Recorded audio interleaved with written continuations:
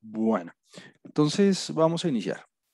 Eh, ya en este punto, digamos, pensando un poco en lo que hemos venido haciendo retrospectivamente, eh, ya nosotros tenemos dentro de nuestra caja de herramientas, diría yo que las técnicas y los métodos computacionales más típicos o más clásicos, utilizando eh, lo de Metropolis Hastings, utilizando lo de el muestreador de Gibbs, para explorar una distribución posterior.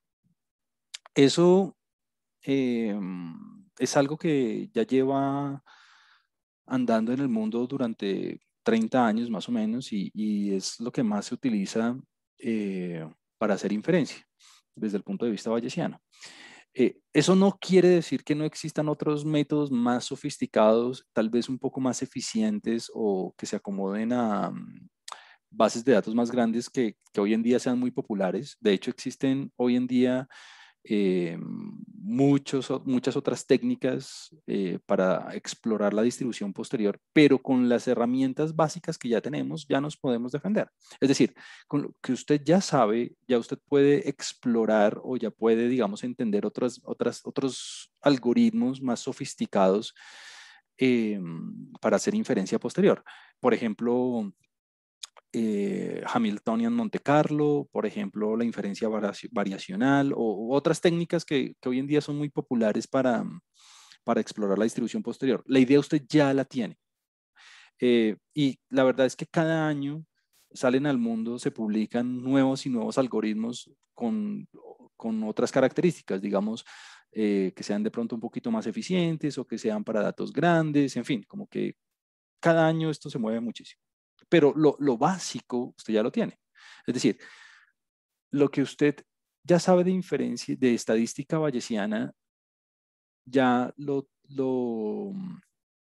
puede utilizar en contextos reales y si en algún momento necesita algo nuevo con lo que ya sabe, ya lo puede entender. Entonces, ¿qué quisiera que hagamos en estas últimas sesiones? Por ejemplo, hoy vamos a trabajar un modelo nuevo, de hecho, con la excusa de seguir aplicando el algoritmo de Metrópolis. Mm, Hoy vamos a trabajar, vamos hoy y la próxima clase a ahondar un poquito sobre un modelo muy sencillo que trabaja con errores correlacionados. Es como un modelo de regresión donde el supuesto de independencia de los errores no se tiene, de pronto emulando un poco el análisis de datos longitudinales o el análisis de datos panel, donde uno tiene correlación a través de las medidas. Eh, entonces, como que lo que quisiera que dedicáramos en estas últimas clases es a explotar y como poner en práctica los algoritmos y lo que ya sabemos de estadística bayesiana para explorar diferentes tipos de modelos. Ya lo hicimos en el contexto de la regresión Poisson, ya lo hicimos en el contexto de la regresión lineal normal y ahora lo vamos a hacer en un contexto de regresión lineal con errores correlacionados. Pero ya toda la teoría usted la tiene. Ahora solamente es practicar, practicar y practicar. Em, entonces, em, aquí voy a seguir muy de cerca nuestro libro guía, que es el libro de Hoff, en el que él propone hacer el análisis de un conjunto de datos, de hecho muy interesante, en el que vamos a explicar una variable respuesta, una variable de y, o como la quiera anotar, que en este caso em, que en este caso va a ser la temperatura. Creo que aquí me quedó trastocado. La respuesta, la variable de respuesta es la temperatura en función de el CO2. Y fue un experimento y es data obviamente real, em, que es muy interesante porque el experimento o la recolección de datos fue muy popular en su momento. Em, Los datos, simplemente para darles un contexto muy rápido, yo igual aquí les dejo la fuente para el que se interese. Los datos son datos que se hicieron públicos en un paper de Petit en 1999. El equipo de trabajo fue un equipo enorme en el que se hicieron exploraciones en la Antártida y pues la idea era de alguna forma observar la temperatura y sus fluctuaciones respecto al CO2. Entonces, digamos que el paper, la investigación original, fue una investigación bien popular que incluso fue publicada en la revista Nature.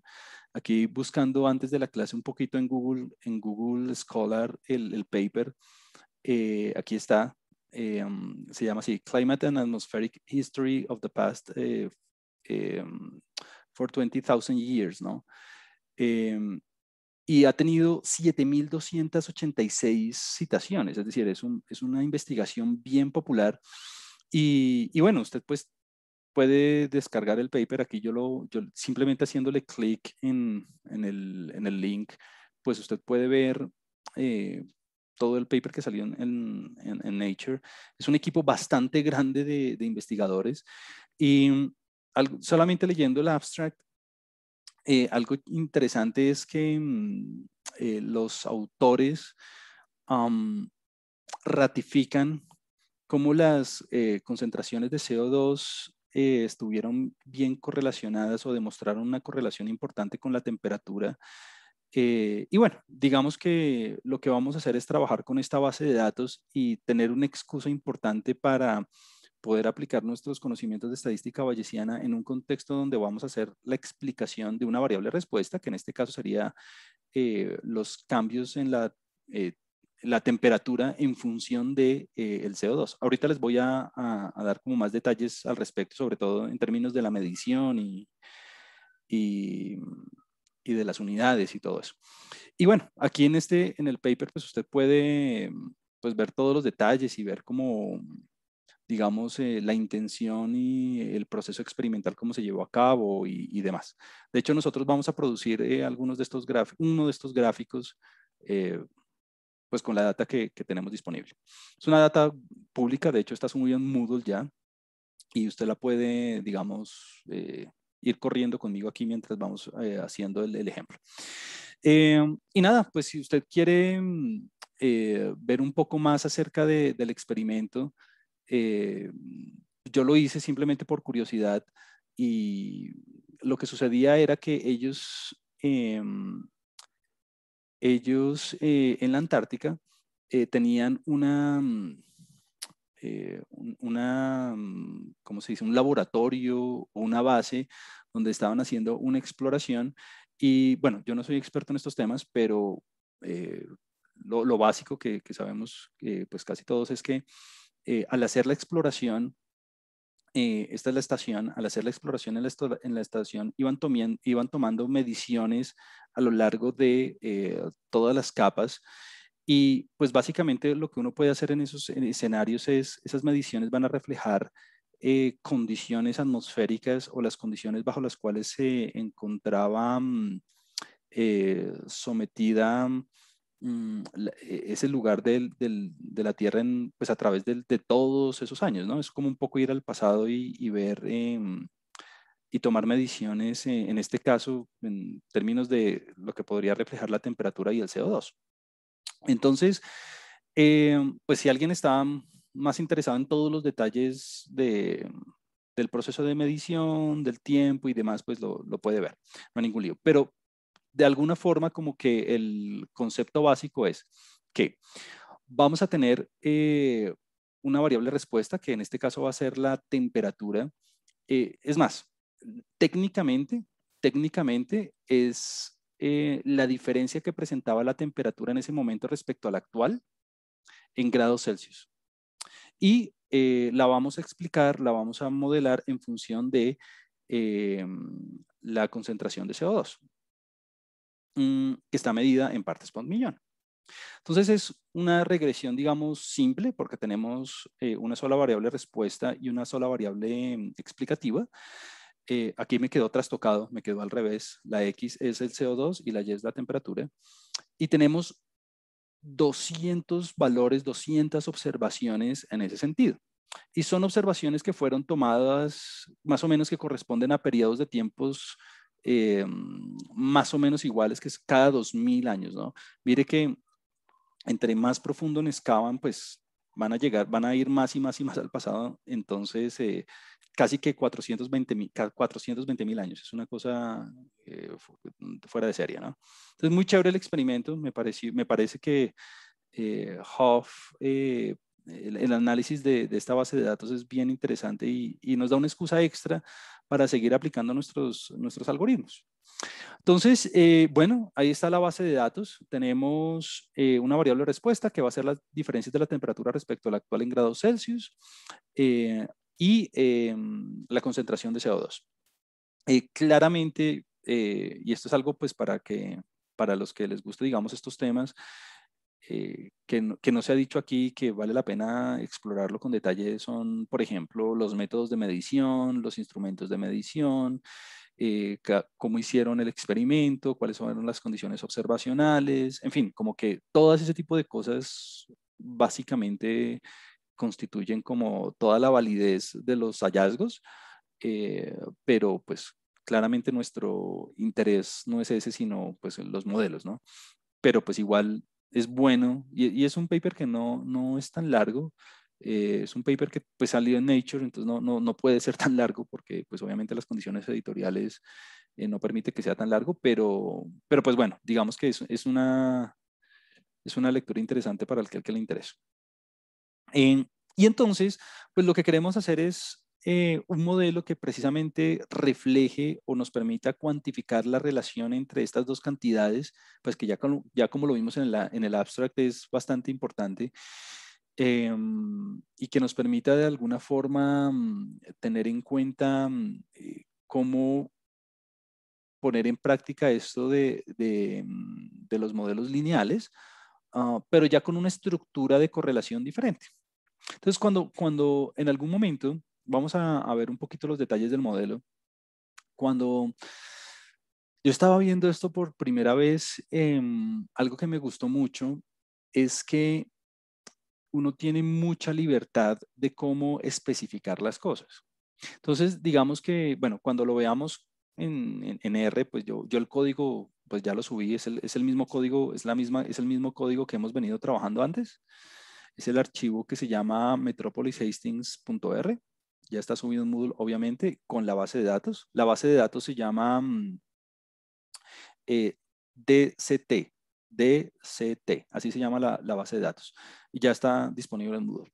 Entonces, algo que a mí me gustó mucho cuando estaba empezando a trabajar con este tipo de modelos era que las dependencias funcionales uno las puede uh, manipular o uno las puede establecer de la forma en que uno quiera sin, digamos, preocuparse mucho por los métodos de estimación porque lo que ya tenemos, los algoritmos que ya tenemos nos van a permitir estimar todos los parámetros sin ningún problema. Es decir, como que ya ponerme a pensar de que si el modelo es conjugado o no es conjugado, de que si la condicional completa o la distribución posterior está en forma cerrada o no, pues ya eso a mí no me preocupa porque ya tenemos un arma muy potente bajo la manga y es nuestros algoritmos generales de exploración de distribuciones posteriores como lo es lo de Metrópolis, ¿no?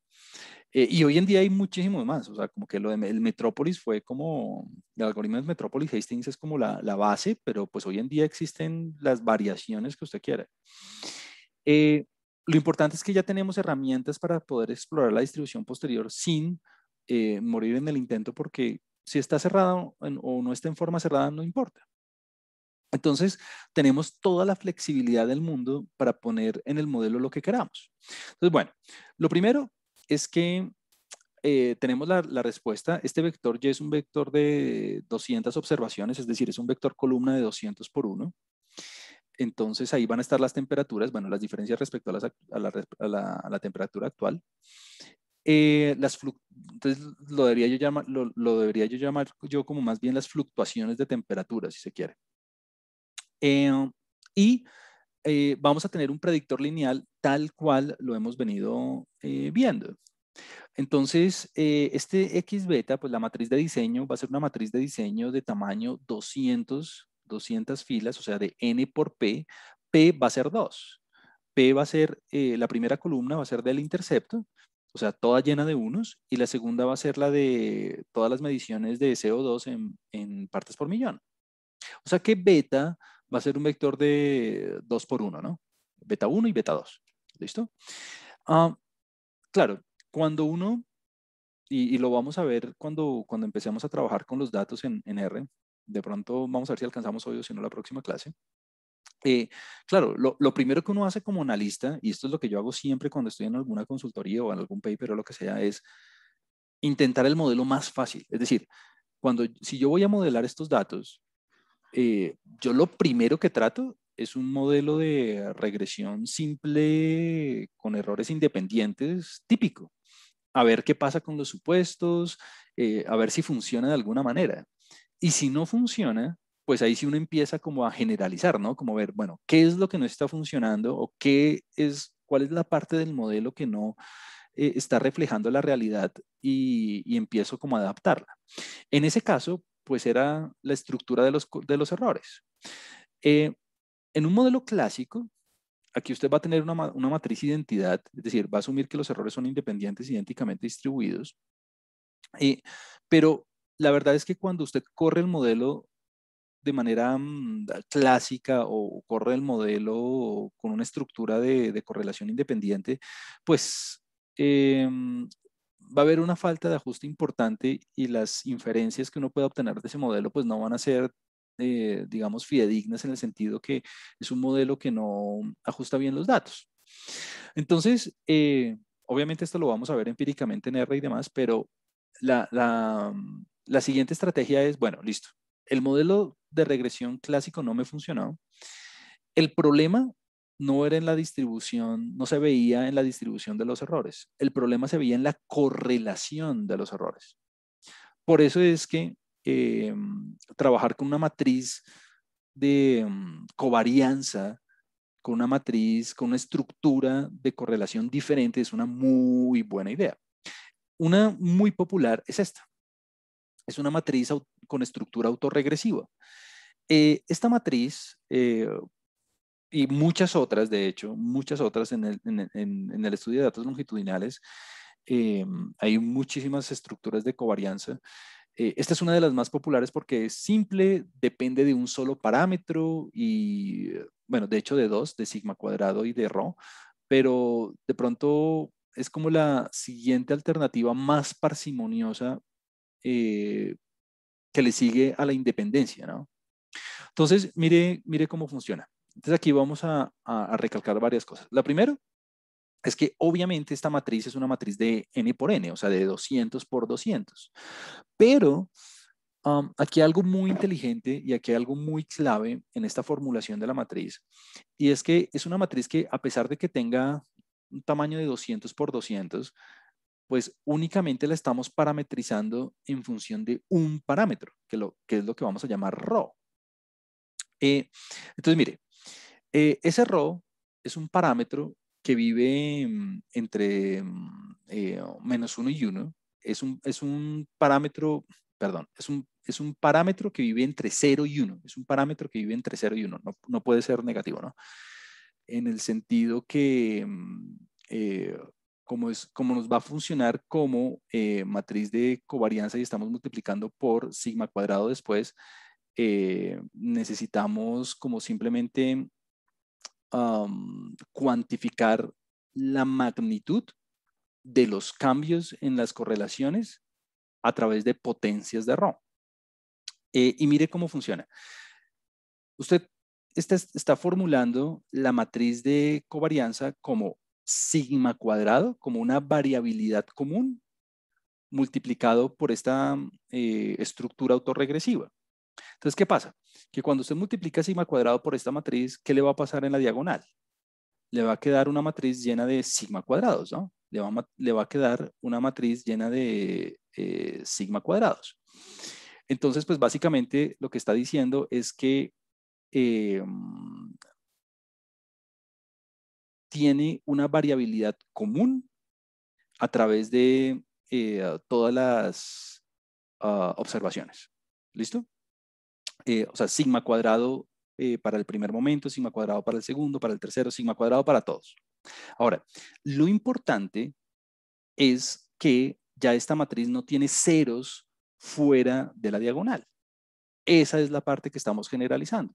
Y esa es la parte que va a solucionar, pues no lo hemos hecho todavía, pero es la parte que va a solucionar la falta de independencia a través de las mediciones.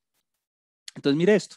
¿Qué está haciendo usted? Cuando usted multiplica esta matriz por sigma cuadrado, entonces le va a quedar, digamos, a una sola posición, a un solo lag, si quiere decirlo así, le va a quedar sigma cuadrado por rho. Entonces, número uno, ya no es cero, ¿no? Ya no es cero. Y ese rho le está funcionando a usted como un factor de escala que le va a disminuir en este caso, pues porque rho va a ser menor que uno, la constante que hemos puesto como variabilidad a través de la diagonal principal. Y aquí viene la parte más bonita, y es que si usted se mueve otra posición, si usted quiere cuantificar la variabilidad con, o bueno, respecto a otro lag, es decir, ya no solamente un lag, sino la segunda observación, pues ya es rho al cuadrado. Entonces, alguien aquí me puede decir, bueno, esto es una buena alternativa, es de pronto muy simple, porque únicamente está usando un parámetro para modelar una estructura de correlación. Claro, usted podría utilizar más. De hecho, matrices de covarianza, hay demasiadas propuestas. Aquellos que han visto estadística espacial, pues deben estar, digamos, familiarizados con otras matrices de covarianza. Pero es como una alternativa muy parsimoniosa y que, digamos, tiene en cuenta correlaciones y que se sale de la independencia. Entonces, pues es un modelo muy bonito porque la estructura de correlación, la estructura de covarianza, si se quiere, depende de dos parámetros, simplemente sigma cuadrado y rho. Entonces, ¿qué hace uno? Pues, o bueno, por lo menos lo que yo hago cuando hago mis análisis es, trato este modelo, miro la bondad de ajuste y si todo funciona bien, pues listo, esto es un modelo que capta la realidad, capta los aspectos de la realidad que más me interesan y si funciona, funcionó y listo, hago mis inferencias. Pues nosotros ya tenemos muchas formas de verlo lo de la bondad de ajuste, ¿no? Por lo menos por medio de los criterios de información, por medio de los valores PPPs, en fin, como que tenemos varias alternativas para ver la calidad de nuestro modelo, inclusive la validación cruzada. Entonces, ¿qué pasaría si este modelo, digamos, esta estructura de covarianza autorregresiva no me funciona? Bueno, buscaría una pronto un poco más flexible, que tenga de pronto un par de parámetros adicionales o que tuviera, digamos, más restricciones o más detalle en términos de cómo los lags se relacionan con otros momentos. Entonces, de pronto una que ya no sea de primer orden, sino de segundo orden. Bueno, en fin, como que alternativas hay muchísimas. Pero siempre que uno trata de considerar cosas más generales, uno no trata de irse como, uno tiene que ir avanzando de a pasitos, ¿no?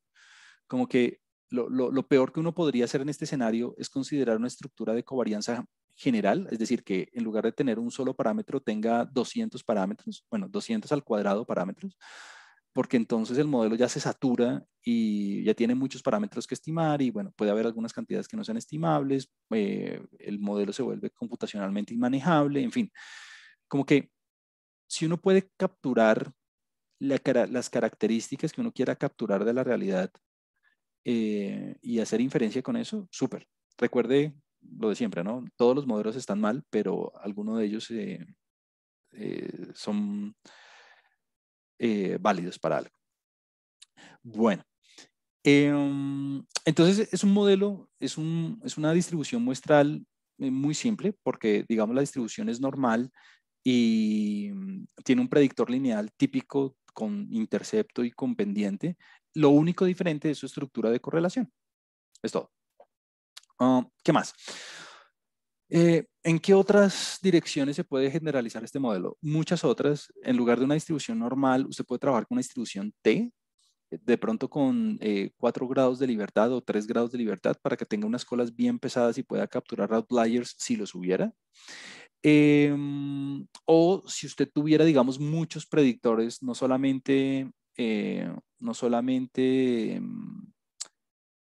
un solo predictor, en este caso como el CO2, sino tuviera, digamos, no sé, voy a inventarme un número, 100 predictores. Entonces usted podría utilizar en lugar de una distribución normal una distribución doble exponencial y hacer lo que uno hace con Lazo. En fin, como que uno puede empezar como a manipular la estructura en todas las direcciones que uno quiera, pero únicamente si hace falta, ¿no? Únicamente si hace falta. En este caso, pues vamos a ver que el supuesto de normalidad y esta estructura pues va a captar lo que queremos captar de la data, porque vamos a tener en cuenta la correlación que la independencia no permitía tener en cuenta, y pues la bondad de ajuste nos va a salir bien. Listo. Entonces tenemos nuestro conjunto de parámetros, se reduce a un conjunto de parámetros con 4 dimensiones. Tenemos beta, que es un vector de P por 1, o sea, de 2 por 1, porque tenemos el intercepto y el coeficiente asociado con el CO2. Tenemos sigma cuadrado, que va a ser nuestro componente de varianza, y rho, que va a ser el parámetro que cuantifica la autocorrelación a través de los lags. De orden 1, ¿no? De orden 1, ¿no? Bueno, para aquellos que hayan visto el curso de series de tiempo, pues un modelo de autorregresivo de orden 1, pues lo debe recordar mucho esta estructura de correlación. Bueno, entonces, listo, ahí la tiene. Este sería como el modelo y cómo la distribución muestral está establecida funcionalmente. Ahora, en cuanto a la previa, vamos a hacer lo que usualmente se hace en este tipo de escenarios, y es que a priori, a falta de información o a falta de un contexto más específico, pues uno asume que la información de los parámetros es independiente, ¿no? Entonces, beta va a ser a priori, no necesariamente a posteriori. Ya lo vimos cuando corrimos el modelo pasado, que asumir independencia a priori no quiere decir que a posteriori lo sea. Vamos a asumir que la distribución previa de este conjunto de 4 dimensiones, en este caso, va a ser la distribución previa de beta por la de sigma cuadrado por la de rho. Y entonces aquí lo único que usted tiene que establecer, pues porque ya el resto lo conoce, pues en beta vamos a poner una normal multivariada, igual que antes. O sea, como que aquí no hay ningún cambio, igualito que lo hicimos la vez pasada. Aquí hay muchas otras opciones, pero digamos que no vamos a generalizar nada. Sigma cuadrado, la gama inversa de costumbre, donde nu sub 0 va a ser para nosotros se puede interpretar como nuestro tamaño de muestra previo, o sea que muy seguramente lo vamos a elicitar como 1 para que sea poco informativo. Y sigma cuadrado sub 0 para que sea nuestra variabilidad previa o nuestro estado de variabilidad acerca de las observaciones en cada uno de los momentos a priori. Y rho, que es nuestro único parámetro que nos hace falta, le vamos a poner una distribución uniforme. Eso es como una práctica muy común, porque rho, como está limitado eh, a tomar valores, bueno, entre 0 y 1, o entre -1 y 1, pues dependiendo de cómo lo queramos establecer. Entonces, es como cuando nosotros veíamos el modelo beta binomial, donde la probabilidad de éxito la poníamos en uniforme entre 0 y 1, la misma cosa aquí, la misma cosa aquí. Ahorita vamos a ver cómo licitamos el A y cómo licitamos el B, si conviene más ponerlo como 0, 1 o como -1, 1. Lo importante es que cuando hagamos la licitación no queremos favorecer ninguna correlación en particular. Entonces, pues bueno, digamos que no vamos a, no vamos a caer como en ese pecado de darle valores a 0 y 1, a A y a B muy informativos. Pero bueno, lo vemos ahorita cuando corramos el modelo. Entonces, nuestro conjunto de parámetros, ya lo sabemos, beta, sigma cuadrado y rho, son los parámetros sobre los que vamos a hacer inferencia. Particularmente nos va a interesar mucho rho y beta, pues porque es con lo que vamos a hacer la interpretación en términos de cómo se relaciona el CO2 con la temperatura. Y los hiperparámetros que pues tienen que reflejar de alguna forma nuestro estado de información acerca de los parámetros. Y los de siempre, ¿no? Beta 0, sigma 0, que es los de beta, no sub 0 y sigma cuadrado 0, que son los de sigma cuadrado, y A y B, que serían como los nuevos. Serían como los nuevos. Aquí en el chat tengo una pregunta. Vamos a verla. Aquí me dice Isabela que los exponentes se toman así porque se toman muestras verticales relativamente equidistantes o no tiene que ver con el contexto. Esta es una excelente observación, de hecho. Sí, digamos que aquí esta estructura, esta es una muy buena cosa. Esta estructura, todas las estructuras de covarianza, bueno, o todas las estructuras de correlación, pues porque hay un isomorfismo entre las estructuras, se tienen que pensar o se tienen que proponer a medida que uno va generalizando el modelo, teniendo en cuenta la estructura de las condiciones de observación, del proceso observacional, y una de ellas es esa. Claro, las mediciones tienen, digamos, aquí está en el contexto del problema, pues obviamente no hemos leído el paper ni nada, pero pues aquí está más o menos. Las observaciones están como tomadas de manera equidistante y yo creo que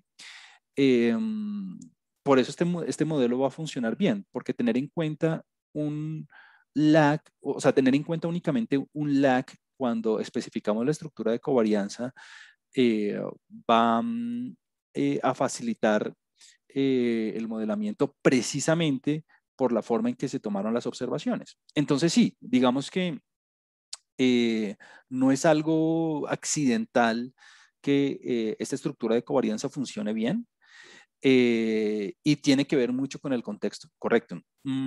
Si yo tuviera, digamos, un proceso de observación o tuviera, digamos, una experimentación diferente, muy seguramente esta matriz de covarianza tendría problemas.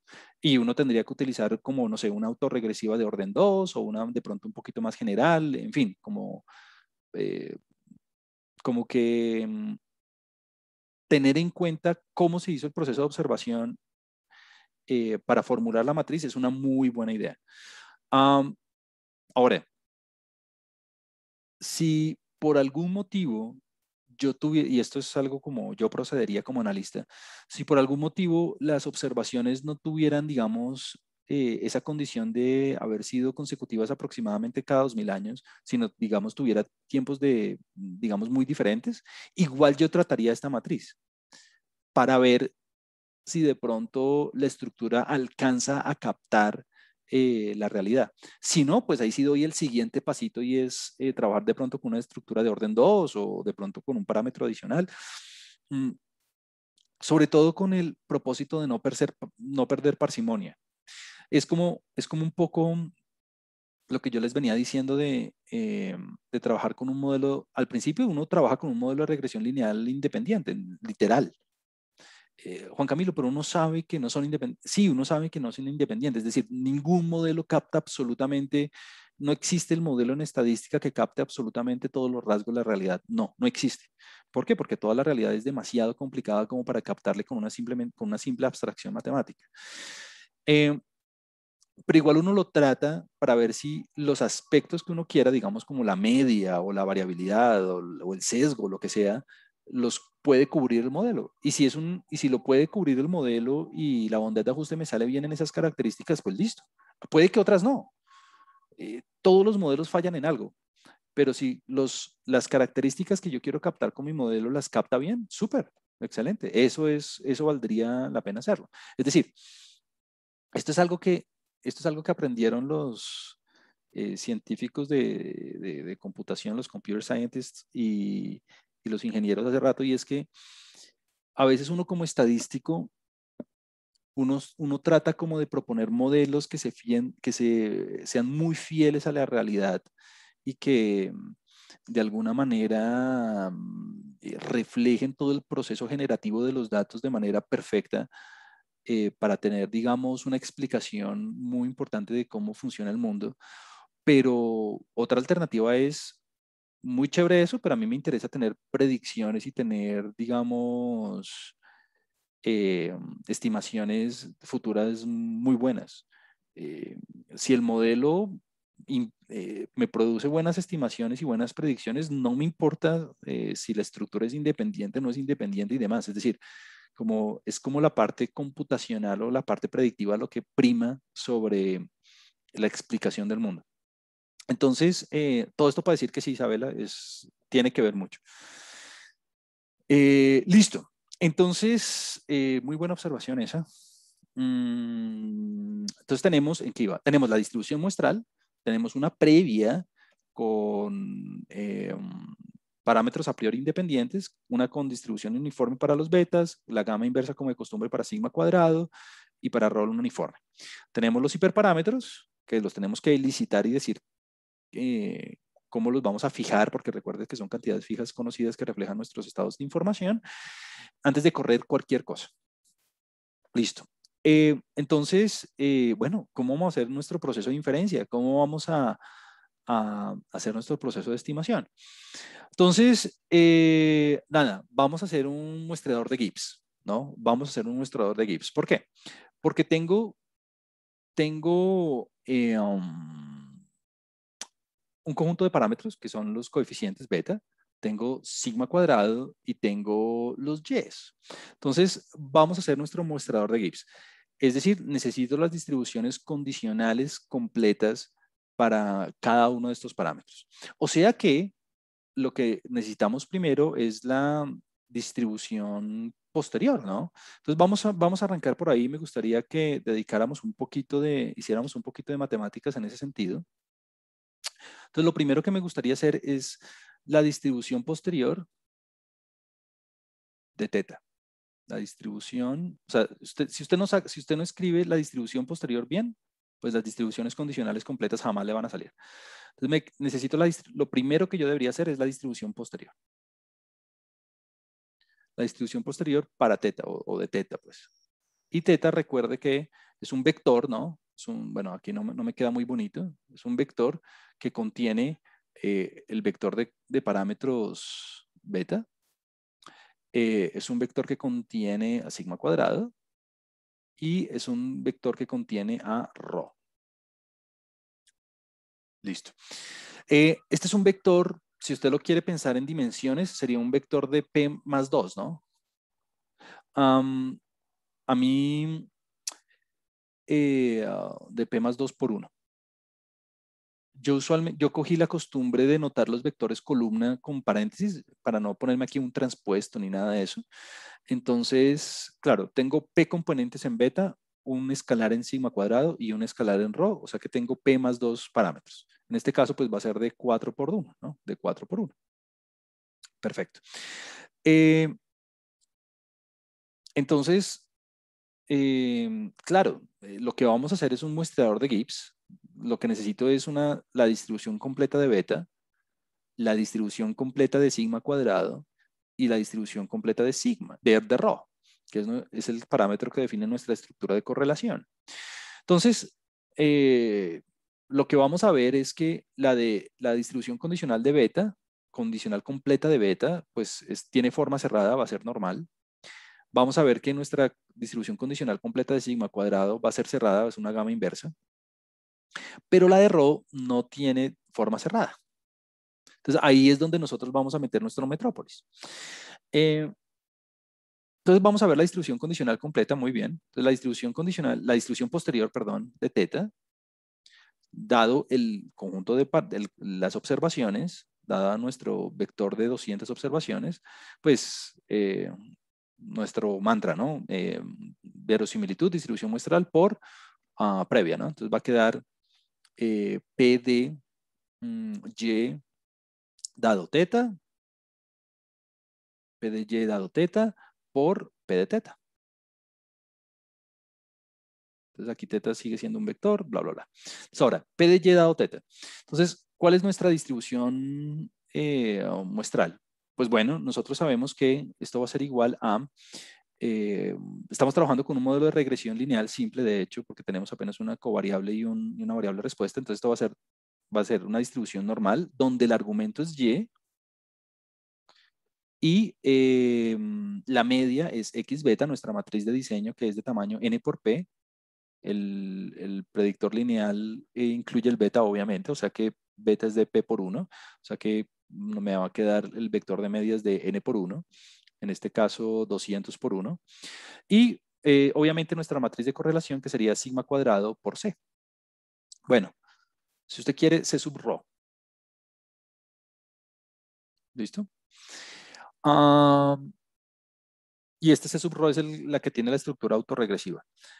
Bueno, computacionalmente aquí va a haber algo interesante, sobre todo cuando tengamos que implementar el muestreador, pero bueno, en su momento lo veremos. Y espero que sea algo que les haya pasado durante su caso de estudio número 2 y es tener problemas almacenando matrices muy grandes. Pero bueno, en su momento veremos cómo solucionamos esas cositas. Listo, esta es una distribución normal multivariada, ¿no? O sea, esto es una distribución normal de dimensión n. Listo. Y la previa, la de teta, pues a priori asumimos que los parámetros eran independientes, entonces me va a quedar por una normal donde beta es el argumento y la media es beta sub 0, que es un hiperparámetro conocido con matriz de covarianza sigma sub 0. Obviamente, beta sub 0 y sigma sub 0 son cantidades fijas conocidas, son los hiperparámetros de la normal. Muy seguramente el beta 0 lo vamos a fijar igual que la vez pasada a un vector de ceros, o lo podemos fijar a el estimado frecuentista de beta. Bueno, vamos a ver cómo lo elicitamos. Recuerde que hay varias maneras de elicitar los hiperparámetros.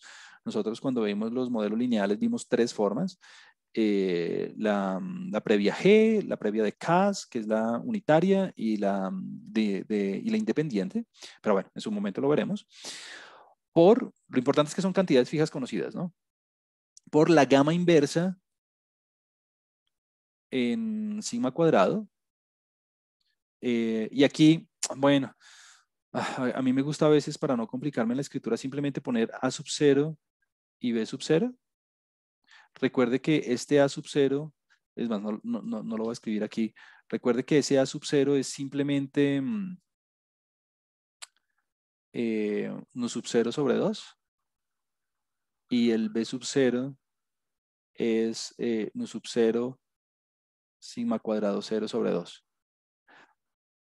Es para no ponerme a escribir todo esto, pero son cantidades fijas conocidas. Son cantidades fijas conocidas. Lo importante, lo de siempre, lo importante de esta parametrización alternativa es la interpretación de los hiperparámetros. Por la uniforme donde el argumento es ρ y los hiperparámetros son A y B. Bueno, aquí, para que no haya una confusión importante, lo que yo debería hacer es, lo que uno hace usualmente es lo siguiente, y esto es lo que yo hago en mi notación cuando hago mis papers y mis cosas, es aquí yo pongo un A sub sigma, aquí yo pongo un B sub sigma, para no confundir los A's, ¿no? Entonces aquí me va a quedar una sub sigma y aquí un B sub sigma. Y aquí en lugar de A y B, pues le vamos a poner un rho y aquí le vamos a poner un rho. Y listo. Es todo. Esta es la distribución posterior. Ahora, lo siguiente sería, pues bueno, empezar a desglosar un poquito más esto, ¿no? Como empezar a escribir cada una de estas cosas. Ahora, ojo, no se me vaya a confundir. Toda esta parte toda esta multiplicación viene de asumir que las componentes a priori, o sea, beta, sigma cuadrado y rho son independientes a priori, ¿no? Son a priori. O sea, mi estado de información acerca de esos parámetros es independiente a priori. Si usted tiene razones para creer que no, pues bueno, debe entonces utilizar otra previa, pero pues esta es la que estamos utilizando en este momento y es como la más común. Y esta otra parte es la distribución muestral, o sea, es la verosimilitud, o sea que usted eh, está multiplicando todo eso vía el teorema de Bayes, no es como que simplemente multiplique todo y ya, no, es como lo que hemos siempre hecho de cuando estamos calculando nuestra distribución posterior. Ahora, nuestro algoritmo, ¿cómo va a funcionar? Entonces, no voy a ponerme a escribir como las fórmulas de cada una de estas distribuciones, pues porque no es necesario por ahora. Por ahora lo importante es cómo va a funcionar nuestro algoritmo. Nuestro algoritmo, y esto es algo que yo hago siempre antes de ir a R o de ir a Python o lo que sea, hacer como los cálculos, es pensar muy bien qué es lo que voy a hacer, ¿no? Y lo que voy a hacer es un muestreador de Gibbs.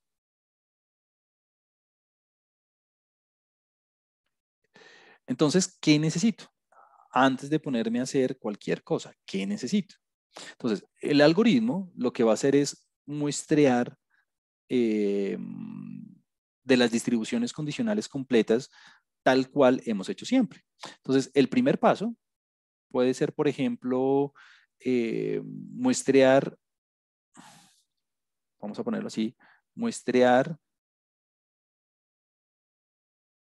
beta de su distribución condicional completa.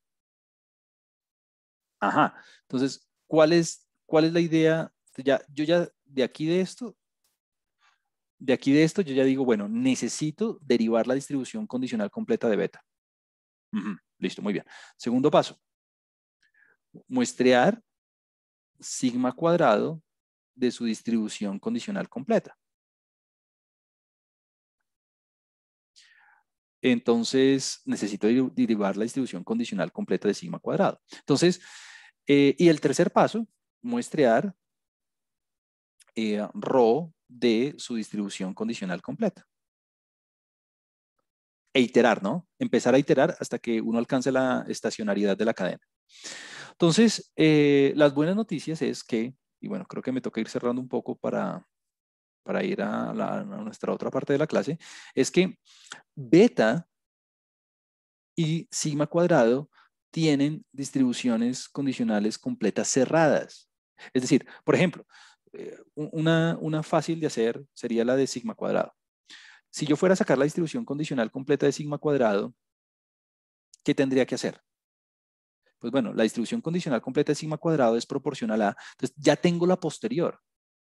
Como ya tengo la posterior, que es toda esta cosa largota, pues la distribución condicional completa de sigma cuadrado únicamente incluye aquellos términos que tengan a sigma cuadrado, lo que siempre hemos hecho. ¿Cuáles son? Ah, bueno, entonces va a ser la normal esta que tiene a y como argumento, el predictor lineal y sigma cuadrado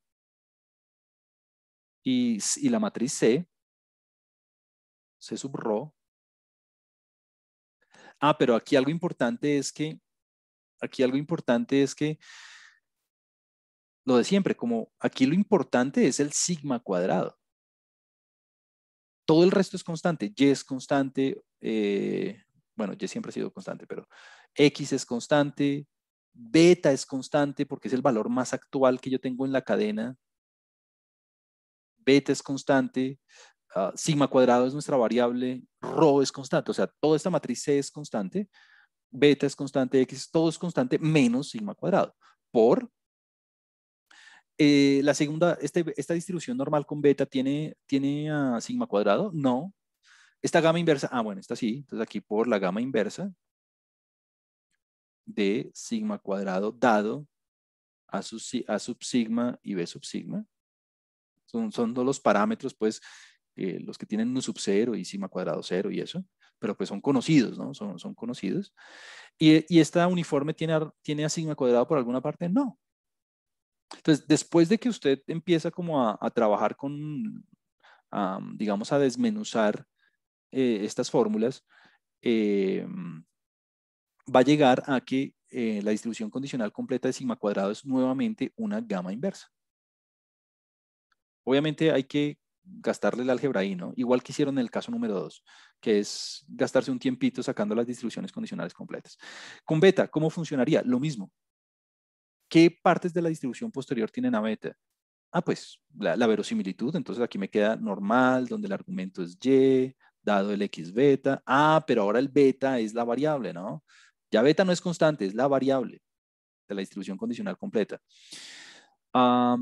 Sigma cuadrado. Y la matriz de, esta matriz C que depende de ρ, pues sigue siendo constante. El sigma cuadrado es constante en este caso. Por esta normal también tiene beta, entonces viene beta. Aquí viene beta sub 0 y sigma cuadrado 0. Y creo que acabé, ¿no? Porque esta gama inversa no tiene ningún beta y este uniforme no tiene ningún beta. Entonces, yo sé que me va a quedar una normal, pues bueno, y esto ya espero que usted lo tenga súper claro. Yo sé que me va a quedar una normal de dimensión P, o sea, dimensión 2, porque cuando usted mezcla una normal con una normal, el resultado es normal, ¿no? Entonces, pues listo. La distribución condicional completa le va a quedar normal. Ahora, ¿qué pasaría con ρ? Lo que pasa con ρ es lo más difícil. Y es que, bueno, aquí le va a quedar nuevamente la verosimilitud, porque también involucra ρ. El predictor lineal es constante, porque no depende de ρ. El sigma cuadrado es constante, pero esta matriz C es una matriz C de 200 por 200 simétrica definida positiva, que involucra ρ y potencias de ρ. Esta es una matriz grande, digamos, incómoda un poquito porque, pues por sus dimensiones y porque la forma funcional de ρ a través de sus filas tiene diferentes potencias. Por la gama inversa no tiene nada de ρ por la uniforme. Bueno, de hecho, aquí yo podría terminar, ¿no? La voy a escribir, pero no es necesario escribirla, ¿no? Y espero que se den cuenta por qué no es necesario escribirla. No es necesario escribirla porque, si usted se da cuenta, esta función, si usted escribiera la función de, es decir, si yo escribiera la función que debería escribir 1 sobre b menos a, ¿no? b sub ρ menos a sub ρ. Que es constante, o sea, esto no depende de ρ, o sea, que se puede meter dentro de la constante, la constante de proporcionalidad. Lo importante, esto no tiene forma cerrada. Número 1, esto no tiene forma cerrada. Número 1 es. Número 2, el ρ tiene un rango específico. El ρ tiene un rango específico. Vamos a ver si lo que más conviene es ponerlo entre 0 y 1 o menos 1 y 1. No importa, ahorita lo decidimos. Pero tiene un rango específico. O sea que cuando yo haga mi distribución condicional completa, esta distribución condicional completa de ρ, que la vamos a implementar utilizando un Metrópolis, tiene que respetar esos límites de ρ. Tiene que respetar lo mismo que las otras dos. Digamos, esta normal, bivariada en este caso, pues deja que los betas vivan entre menos infinito e infinito. Y no hay ningún problema, perfecto, así debería ser. Esta gama inversa implica que el sigma cuadrado del argumento tiene que ser positivo, de 0 a infinito, perfecto, porque es un componente de varianza. Entonces, esta distribución condicional completa tiene que respetar nuestros límites cuando hagamos el muestreador. Pero entonces digamos que conceptualmente el algoritmo es muy fácil. Este Gibbs es muy fácil. Deme valores iniciales. Entonces, el muestreador de Gibbs, usted necesita un valor inicial para, digamos, pongámoslo así, un valor inicial para beta sub 0, para beta. Usted necesita un valor inicial para sigma cuadrado y necesita un valor inicial para ρ. Y bueno, digamos que aquí usted puede poner casi que cualquier cosa. Hay formas inteligentes de inicializar el modelo.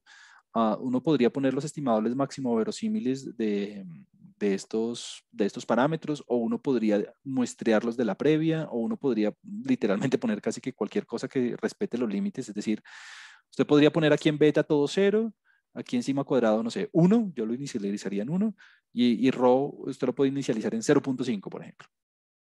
O puede muestrearlos de las previas, ¿no? muestrear beta de esta normal beta 0, sigma 0, muestrear este sigma cuadrado de la gama inversa A sub sigma, B sub sigma, y muestrear este rho de la A sub sigma y B sub sigma. O un valor arbitrario, no importa. Y con estos valores iniciales empezar a muestrear, ¿no? Entonces, dado el valor de los demás parámetros, o sea, dado el valor de sigma cuadrado y de rho, muestrear el beta. ¿Listo? Ahora, dado el valor más reciente de beta y el valor que traía de rho, ahí muestreo el sigma cuadrado. ¿Listo? Y ahora, dado el valor más reciente tanto de beta como de sigma cuadrado, ahí muestreo el sigma, el rho, perdón. Entonces, digamos que no estoy preocupado en el sentido de esta normal y de esta gama inversa, pues porque muestrear de esas dos es muy fácil. En el que necesito que pongamos atención es en la de rho. Entonces finalizo diciendo esto, finalizo diciendo que es bueno que usted, no lo voy a hacer ahorita, pero es bueno que usted, igual que hizo en el caso número 2, le eche las matemáticas y demuestre que la distribución condicional completa de beta es la normal. Aquí le pongo las fórmulas, igualito que está en el caso número 2. Que la distribución condicional de sigma cuadrado es una gama inversa. Aquí me quedó inverse gamma, pero es gamma inversa, o sea, es lo mismo. Y lo que vamos a estudiar la próxima clase, y lo vamos a ver computacionalmente, es ver cómo hacemos el metrópolis. Vamos a hacer un metrópolis. Vamos a hacer un metrópolis. ¿Cómo hacemos el metrópolis para Rho? Y aquí quiero que examinemos dos propuestas. Una uniforme, como está aquí, y una caminata aleatoria normal. ¿Por qué? Porque la caminata aleatoria es como lo más usual, ¿no? Pero bueno, quiero hacer las dos porque cuando hagamos el caso de 3 número de estudio, pues el caso de estudio número 3, es bueno que usted conozca las dos. Entonces quedamos ahí. Quedamos en que la próxima clase vamos a hacer el metrópolis para Rho de dos formas y vamos a hacer como el análisis de datos en R, pues viendo el código y todo esto. El código obviamente usted ya lo tiene en Moodle, pues tiene el análisis descriptivo, pues bueno, ahí están los gráficos que vamos a ver, y tiene el muestreador, que es lo más importante, tiene el muestreador.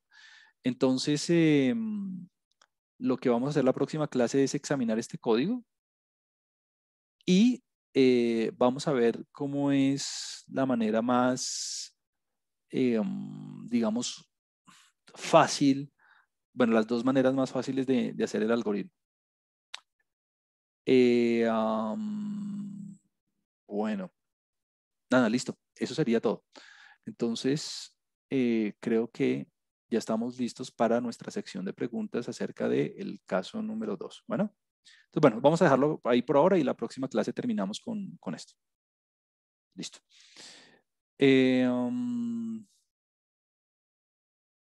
Nada, entonces aquí sí vamos a seguir como con el formato de siempre. Quien quiera hacer alguna pregunta o haga de cuenta que estamos en nuestra sesión de monitoría de los viernes. Entonces, intervenir como si nada. Entonces aquí Richard quiere decir algo. Richard, por favor. Profe, buenos días, ¿se Buenos escucha? días. ¿Sí se escucha? Sí. Sí.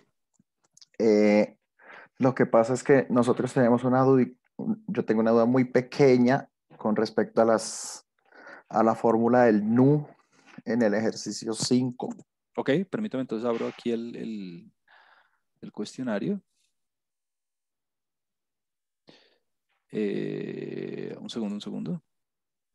Parcial 2. Un segundo, aquí lo estoy abriendo.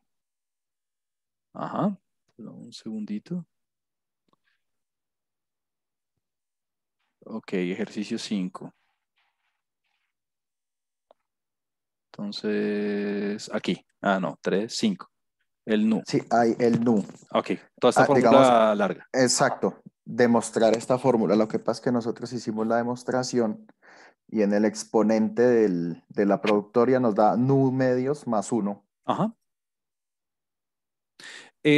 No está mal, de hecho está bien. De hecho, así lo teníamos en el script anterior cuando hicimos la comparación de los colegios, pero fíjate lo siguiente.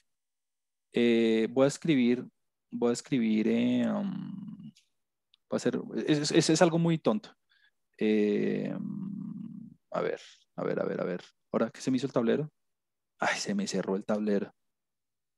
Perdón. Ay, ojalá que no se hayan perdido los apuntes de la clase de hoy porque me quedaron bien. Como no lo cerré, como se me cerró. Vamos a ver si quedó guardado. No, no quedó guardado. Ah, ¿o sí? Vamos a ver. Ah, sí, sí quedó guardado. Perfecto. Entonces, la explicación es la siguiente. No, no es que esté mal. Entonces, la explicación es la siguiente. Entonces, tienes lo siguiente. Tienes la productoria de alguna cosa ahí que no depende de nu a la nu medios, ¿no? Sí. Entonces, bueno, esa cosa que está ahí por dentro es es sigma a la menos 2j. Ujú. Sigma a la menos 2j. Y entonces, aquí lo que me dice Richard es, ojo, pilas que aquí hay un más uno. Y la respuesta es sí, está perfecto ese más uno, pero, mira lo siguiente, este más uno, uno lo puede sacar del exponente, entonces le queda a uno la productoria de sigma j cuadrada a la menos 2, sigma j a la menos 2, sí, nu medios, por la misma productoria de sigma menos 2j a la uno, ¿no? Entonces, fíjate que, y esto es algo que no nos dimos cuenta la vez pasada, pero fíjate que todo esto es constante. O sea, como función de nu es constante.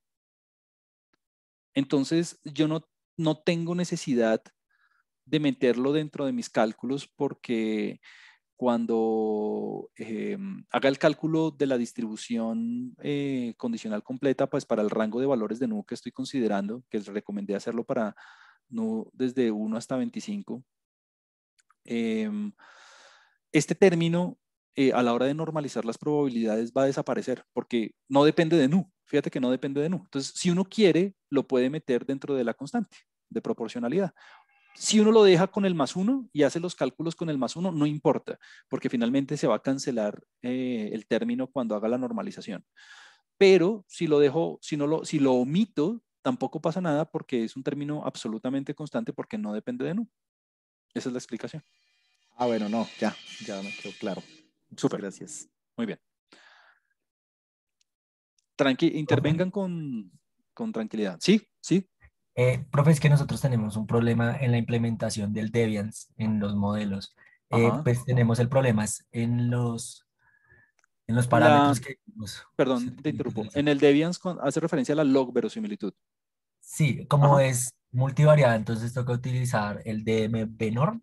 Entonces, pues nosotros lo planteamos así, ¿no? Con el DMB Ujú, norm. ujú. Pero mire que estamos poniendo los parámetros en el Debian allí y Sí. no sale que no es conformable, o sea, sigue saliendo que no es conformable y no entendemos el por qué. ¿Cuál Pues modelo? porque nosotros pues en realidad lo hemos tenido en el todos, pero pues digamos en el modelo ahí, cuando implementamos el modelo uno el modelo 2 pues Ok, viene a pasar ya exactamente lo mismo. quiero saber cuál es el problema. Voy a dar la siguiente recomendación para que no haya líos. Por ejemplo, pensemos en el modelo uno. Empecemos por aquí, que es como el más, el más, digamos, fácil de ver. Aquí en el chat tengo un comentario. Camilo me dice, el DIC hay que calcularlo luego del periodo de calentamiento. Sí, el DIC yo lo calculo una vez haya descartado el periodo de calentamiento. Sí, correcto. Entonces,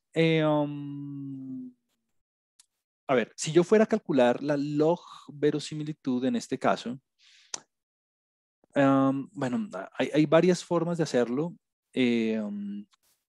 A ver, ¿cuál sería una bien fácil? Una bien fácil, a ver, vamos a escribirlo aquí. Vamos a escribirlo aquí. Entonces, voy a cambiar de hoja. Entonces, la verosimilitud sería esta. Y dado, bueno, X, beta y sigma cuadrado tiene distribución normal con matriz de medias X, beta y matriz de varianza, covarianza sigma cuadrado Y. Entonces, esta es una matriz, esta es una, esta es una distribución multivariada de n dimensiones. Entonces, aquí uno podría tener un problema de memoria, por ejemplo, si yo tratara de meter esto en una sola función, porque esta matriz me quedaría una matriz diagonal de tamaño, no sé, 200, bueno, no me acuerdo cuáles eran los tamaños, como, Sí, pero profe, salió. grandísima, es una matriz Salió, grandísima. sí, de hecho salió como de 750 megas la primera que intentamos Por y eso, pues demasiado grande, 750 megas por una matriz es demasiado. Entonces, una manera de implementar esto, como yo quiero la log verosimilitud, una manera de hacerlo es hacerlo por componentes. Entonces, una manera de hacerlo por componentes es darse cuenta que cada uno de los y sub i, cada uno de los y sub i, dado pues la matriz de diseño, dado el beta y dado sigma cuadrado, va a tener distribución normal univariada con media, bueno, aquí sí tocaría hacer el xi transpuesto por beta y sigma cuadrado. Entonces, si yo lo fuera a hacer en R, por ejemplo, lo que yo haría sería un dnorm de, bueno, y sub i, bueno, obviamente lo debería poner con el paréntesis cuadrado, como si estuviera en R, pero lo voy a poner así, donde la media es xi transpuesto beta y la, lo debería escribir mejor, perdón, lo debería escribir mejor. Aquí el dnorm lo debería escribir con x igual a y sub i, el min lo debería escribir igual a xi transpuesto beta, y el SD, el Standard Deviation, sería igual a, bueno, raíz cuadrada de sigma cuadrado. Y yo le pondría log igual a true, ¿no? Para que me lo calcule en escala logarítmica. Y es más, yo iría sumando, esto es un truquito que pues para no almacenar, ¿por qué? Porque alguien me puede decir, bueno, yo tendría que almacenar cada una de estas cosas y luego sumarlas. Sí, esa es una forma de hacerlo, pero computacionalmente es muy intensivo y es muy poco óptimo porque imagínense mientras yo creo un vector de, no sé, creo, es que ya olvidé los tamaños, pero vamos a verlos. De hecho, aquí yo tengo las bases de datos. Eh, Imagínense 14.015 creo que. 14.000. Imagínense mientras yo creo un vector de 14.000 filas y ponerme a guardar cada una de estas log verosimilitudes. Entonces es demasiado, y luego sumar todo eso es muy poco óptimo.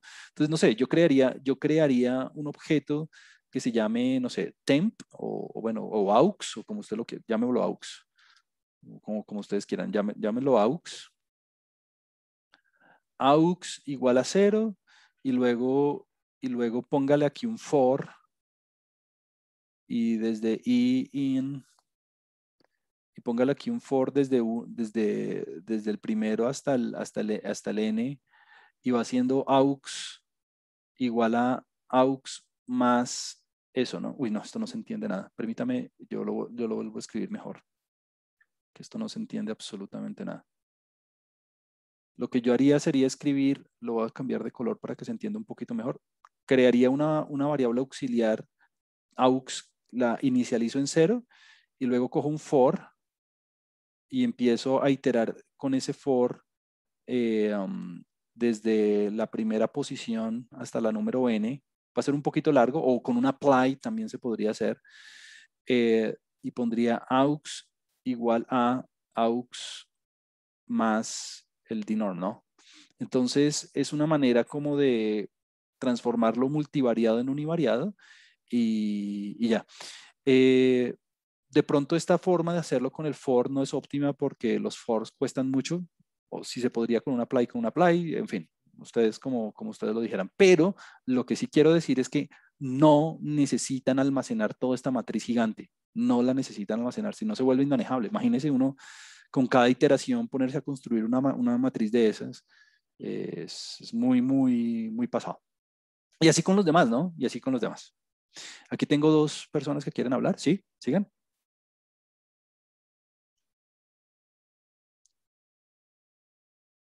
Intervengan tranquilo. No, no sé quién levantó primero la mano. Dale, no importa. Muy buenos días, profe. Buenos días. Profe, una pregunta con respecto al cálculo del error cuadrático medio. Ajá.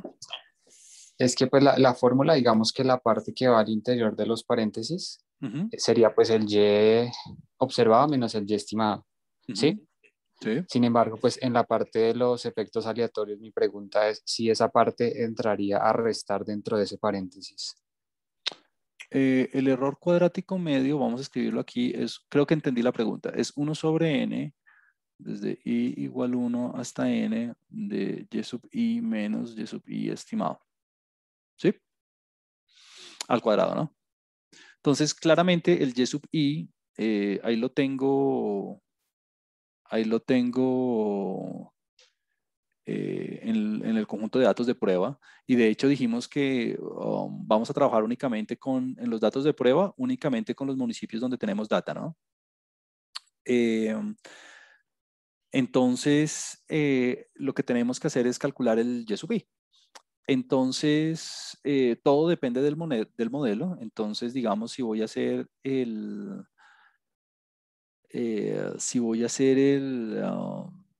y sub i estimado para, digamos, empecemos con el modelo 1, que sería el modelo más fácil. Lo que yo debería hacer sería, bueno, aquí hay varias formas de proceder. Yo lo haría así.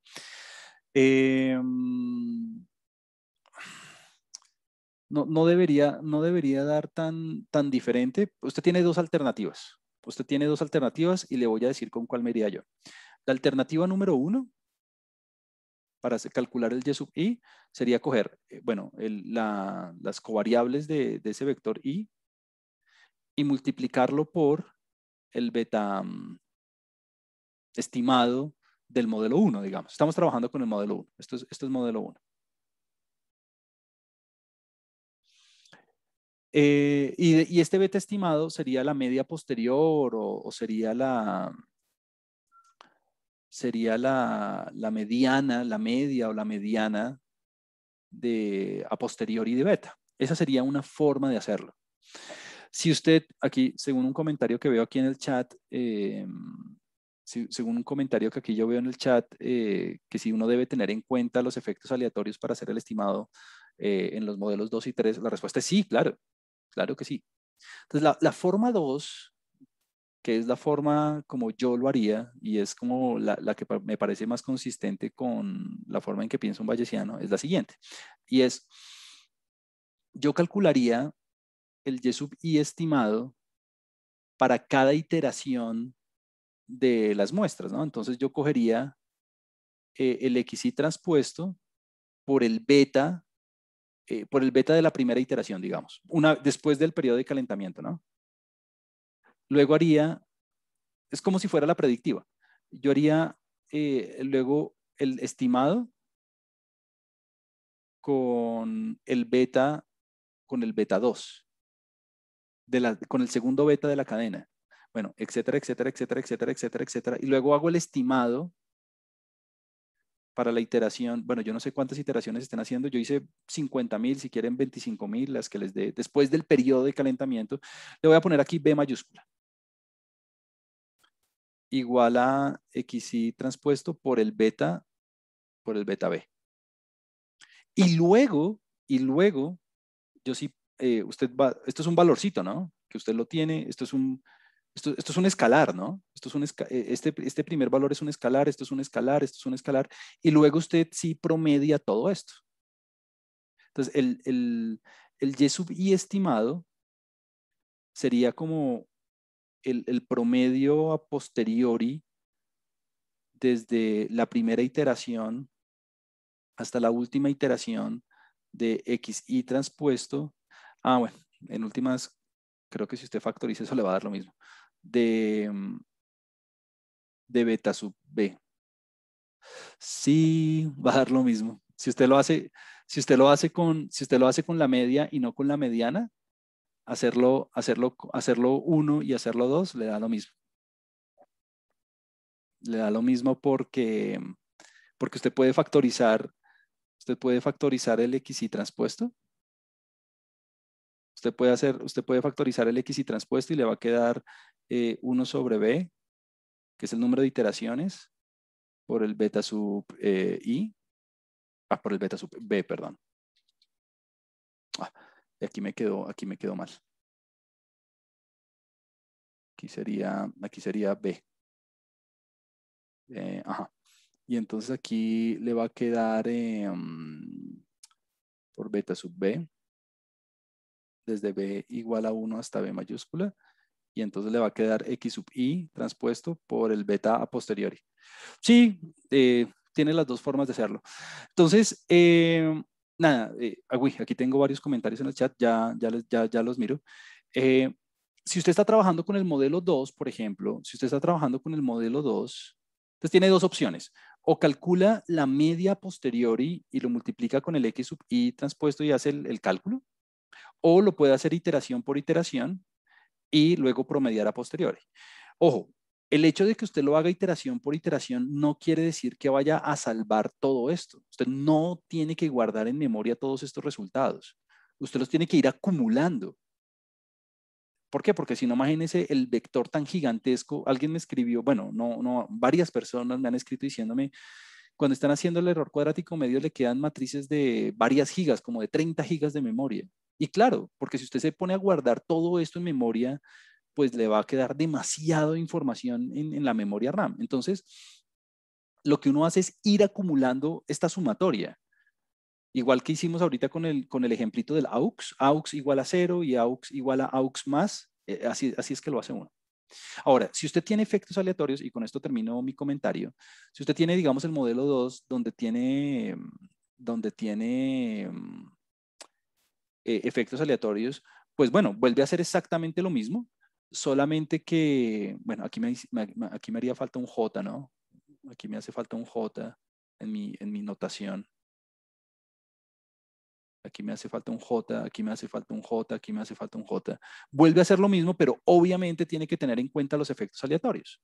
Entonces tiene que ponerlo, si quiere hacerlo iteración por iteración, puede hacerlo más el efecto aleatorio J de la iteración 1, más el efecto aleatorio de la iteración 2, más el efecto aleatorio de la iteración J de la iteración B. Que obviamente, si quiere, lo puede hacer por el otro lado, le va a quedar más el efecto aleatorio J a posteriori, si lo trabaja con la media, no con la mediana. Si lo trabaja con la mediana, le toca hacerlo iteración por iteración. Aquí en el chat veo que es diferente sacar un R-norm a posterior con cada media y varianza. Uy, aquí sí esta pregunta no la entendí, Isabel, ahorita me la tienes que decir en vivo. Aquí Valeria me dice, en el error cuadrático medio toca con los datos de prueba, es decir, toca correr todo otra vez, pero con los datos de prueba y ahí sí encontrar ese dato. No, Valeria. No. El algoritmo, Valeria, para cada uno de los modelos hay que correrlo una sola vez. Una sola vez. A ti lo que te importan son las muestras de los parámetros a posteriori de cada modelo. Y ya con esas muestras ya puedes calcularlo absolutamente todo. No necesitas correr el algoritmo varias veces, no. Una sola vez con los datos de entrenamiento. Con los datos de entrenamiento. No necesitas correr el algoritmo varias veces, no. Solamente una vez con los datos de entrenamiento. Nada, creo que alguien quería hablar, por favor.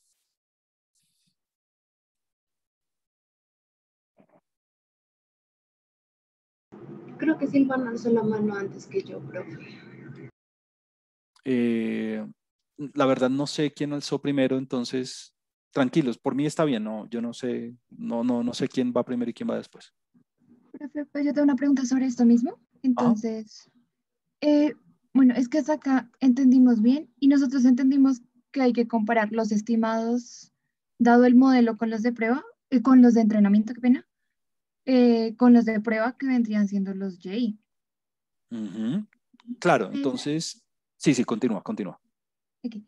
Y entonces, pues nosotros quitamos los departamentos en los que no hay información, pero aún así hay muchísimos datos más de prueba que los que estimamos con los de entrenamiento. Entonces, claro. ahí no, o sea, tenemos una confusión con las dimensiones y no hemos podido resolver. Oh, ok, ya entendí. Mira, Sí, totalmente. Ya te entendí cuál es tu problema. Mira, esa confusión le puede pasar a cualquiera, no hay ningún problema. Mira, tus datos de entrenamiento son unos y con esos vas a sacar las muestras de los betas. Piensa en el modelo 1 únicamente. Entonces, con tus datos de entrenamiento, te va a quedar una matriz de, no sé, de B por 3, creo que son 3 covariables, ¿no? Te va a quedar una matriz de B por 3 para beta. Y este B puede ser después del calentamiento, pueden ser 50.000 muestras o 20.000 o lo que lo hayan corrido, no importa. Listo. Ahora, esta es la dimensión a posteriori de beta. Cuando tú vas a calcular el error cuadrático medio, tú vas a utilizar los datos de prueba, que una vez le quitas los departamentos donde no hay data de entrenamiento, te van a quedar, no sé, 100.000 departamentos, no sé cuántos. 100.000 individuos, 100.000 estudiantes. El hecho de que tengas 100.000 estudiantes no tiene nada que ver con la cantidad de muestras a posteriori que tú tengas de beta. Entonces, tú lo puedes hacer, digamos así, con la forma 1 o con la forma 2, no importa, siempre y cuando trabajes con la media posteriori. Nada, tú coges el primer estudiante y coges las covariables del primer estudiante con los datos de prueba multiplicado por el vector a posteriori de beta. O si lo quieres hacer iteración por iteración, lo haces, no hay ningún lío. Y eso te va a dar un estimado por ahí y listo. Y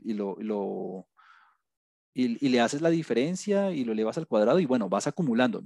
No guarden esas diferencias una a una porque si no les van a quedar matrices gigantescas que no caben en memoria. Pero entonces fíjate que esta matriz a posteriori te va a dar un beta estimado o te va a dar las muestras para hacerlo de la forma 2. Y eso en principio no tiene absolutamente nada que ver con la dimensión de los datos de prueba. Es eso. Entonces, lo único que tienes que hacer es coger primer dato de prueba, le coges las covariables, le pones ahí el beta estimado que te dio a posteriori y listo. Y haces la diferencia con el valor real, le elevas al cuadrado y el siguiente vas acumulando. Si yo lo fuera a hacer, lo que yo haría sería la sumatoria de igual 1 hasta n de, bueno, el dato real menos el dato estimado y todo sobre n, ¿no? Es decir, yo metería la n dentro de la sumatoria para ir acumulando esta característica. Yo jamás me atrevería a guardar un objeto con todas estas diferencias al cuadrado, porque si no me quedarían, imagínense cuántos datos son. O sea, son demasiados datos, les van a quedar unas matrices enormes. Eso Profe, sería... qué pena. Ahí para estar segura, SN sería el tamaño del, bueno, que queda después de eliminar los departamentos del vector Sí, de datos de prueba. sí, Ok, listo. sí, súper.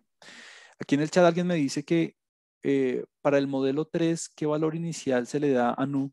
Yo lo iniciaría en 1, Eduard. Yo lo iniciaría en 1, pero si lo quieres inicializar en 10, no importa. Muy bien. ¿Quién más quería intervenir? Profe, yo tengo una pregunta. Dime. Bueno, dos. La primera es en este punto. Acá el Y asterisco es diferente al Y gorro, ¿cierto? O sea, estaría mal sacar muestras a posterior de Y y luego restarlas al Y original.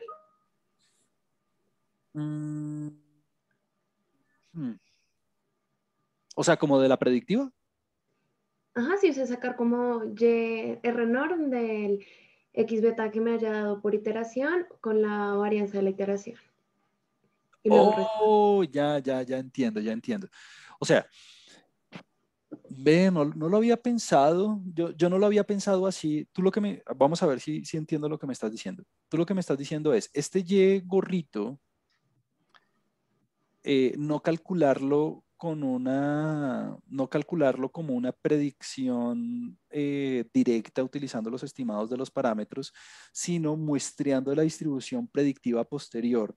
Es decir, con media X y J transpuesto beta y varianza muestra por muestra y luego promediar eso. Exacto. Esa es una buena forma, esa es de la predictiva posterior, es una buena forma. No lo había pensado así, la verdad.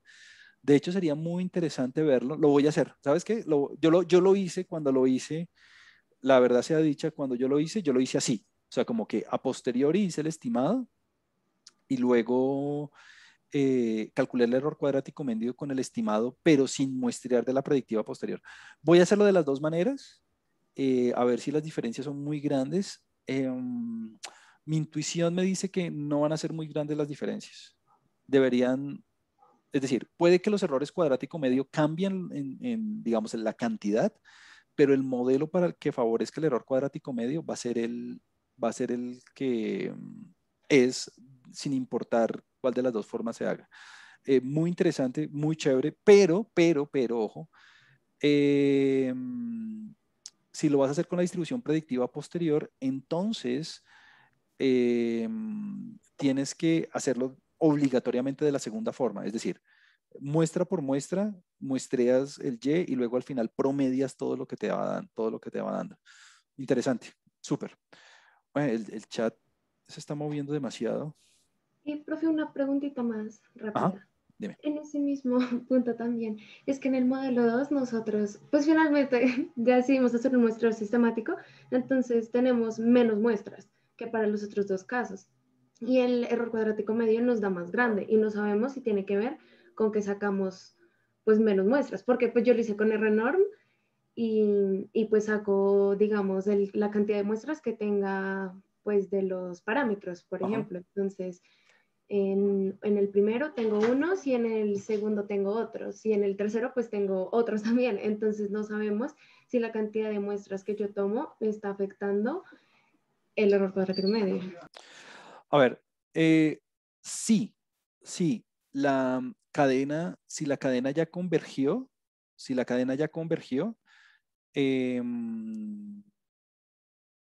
así tú tengas 20.000 muestras en uno y 30.000 muestras en otro y 40.000 muestras en otro, o bueno, o 5.000, 10.000 y 15.000 o lo que sea, si la cadena ya convergió, los resultados deberían ser robustos a esa cantidad de muestras. Ahora, lo que yo haría, y es algo como natural, es tratar de que la cantidad de muestras a posteriori de todos los modelos sean más o menos la misma, ¿no? Serían más o menos la misma. Pero, para que no te compliques la vida, si ya tienes las muestras de los tres modelos a posteriori, trabaja con esas muestras así. Yo idealmente trataría de tener, no sé, 50.000 muestras en todos los modelos, pues. Obviamente los tamaños efectivos van a variar, pero la idea es tratar de dejar la misma cantidad de muestras, pues para que no tener ningún problema, digamos, de convergencia o un problema de, digamos, de precisión porque no tenemos la cantidad de muestras suficientes. Pero si las muestras ya convergieron en todos tus modelos, si tus algoritmos ya convergieron en todos los modelos, la cantidad de muestras no debería ser un factor tan importante. Entonces, mi recomendación es, si no te cuesta mucho volver a correr las cosas para que todos tengan los mismos tamaños de muestra, córrelo. Y todos te quedan con, no sé, 50.000. Si no, quédate con las muestras que tienes y ya, no hay ningún lío. Aquí, tengo varias preguntas en el chat. Antes de dejar intervenir a alguien, quisiera leer algunas. Entonces, Edward me dice que qué valor de nu, yo le iniciaría en 1. Daniel Felipe aquí me dice, es que nosotros no estamos seguros si la distribución de teta del modelo 3 sea la misma para el modelo 2, como dice la nota. Es que la distribución condicional completa nos da diferente y al hacerla como nos da, nos converge muy bien el algoritmo. ¡Ja! Venga a ver. Sí, es que, digamos, cuando tú haces la full conditional, desde el tercer modelo, tú Ajá. pues, multiplicas la muestral, que sería Y, y la de teta, pero es que la muestral en el 3 está en términos de sigma J y beta J, y en la del modelo 2 está en términos de beta y sigma. Oh, Entonces, claro, no, claro. Ojo, Creo que estamos hablando del modelo 3, ¿no? Sí, profe. Claro. Bueno, ahí tengo un mea culpa y es cuando yo digo que las distribuciones condicionales de teta j y teta cuadrado j son iguales a la del modelo 2, son iguales a las del modelo 2, digamos, estructuralmente, pero que hay que hacer como ¿cómo se dice? La actualización teniendo en cuenta el resto de los parámetros en el sentido de no seguir como con la misma estructura del modelo anterior, ¿no? Es decir, claro, uno tiene que tener en cuenta el modelo con el que está trabajando. O sea, lo que quiero decir es que la estructura es la misma. Eso es lo que quiero decir. Voy a, para no tener ese inconveniente, digamos, voy a escribir la distribución condicional completa y la voy a escribir aquí, como para que todos estemos en la misma página. Pero sí, obviamente hay que tener en cuenta el modelo con el que uno está trabajando. Tengo mea culpa ahí. No es lo suficientemente claro, creo yo. Hay que tener en cuenta la parametrización con la que uno está trabajando, pues porque si no, no tiene gracia, ¿no? Claro, claro. Mi compromiso es, aquí en la página 6, incluir la de teta j y la de tau cuadrado, pues para que no haya, digamos, esa duda. Y, bueno, algo chévere es que le hicieron la condicional completa a mano ustedes, entonces súper bacano, chévere, muy bien. Aquí Jazz Blendy me dice que la interpretación del punto 8 se hace como aprendimos en regresión, interpretando cómo los betas afectan la variable respuesta, y solo serían esos los que debemos tener en cuenta u otros aspectos para la interpretación.